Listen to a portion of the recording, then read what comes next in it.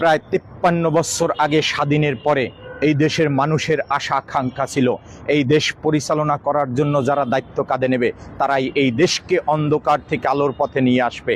পালা বদল করে যারা ক্ষমতায় এসেছে সারস পাখির মতো গলাটা লম্বা করে কাক পাখির মতো গলাটাকে ফাটিয়ে হলুদ মিডিয়ার সামনে দাঁড়িয়ে তারা বলেছে তাদের হাত ধরেই এদেশে কর্মসংস্থান, মেহনতি মানুষ আর শ্রমজীবী মানুষের জীবনের ভবিষ্যৎ উজ্জ্বল। মেহনতি মানুষ আর শ্রমজীবী মানুষের জীবনের উজ্জ্বলের বাণী এ যেন কথামালার ফুলঝুরি, সব ছিল ফাঁকা বুলি। এরা সবাই ঐক্যবদ্ধ হয়েছে। ঐক্যবদ্ধ হওয়ার কারণে এই দেশে মেহনতি মানুষের জীবনে নেমে এসেছে অমানসিক অন্ধকার, আর শ্রমিক হয়ে গেছে পথ দিশেহারা। স্বাধীনের 55 বৎসর যেতে না যেতে এরা এদেশে মেহনতি মানুষ আর শ্রমজীবী মানুষের হয়ে গেছে প্রভু, আর শ্রমজীবী মেহনতি মানুষ হয়ে গেছে তাদের গোলাম।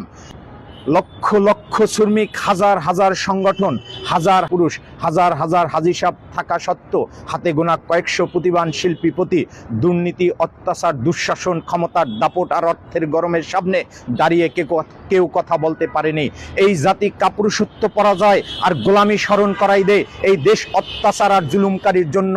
এই বাংলাদেশে মেহনতি মানুষ আর শ্রমজীবী মানুষের পরাজয় নয়, এদেশে শ্রমজীবী মানুষ আর মেহনতি মানুষ সারা জীবন এদের গোলামি থেকে গেল।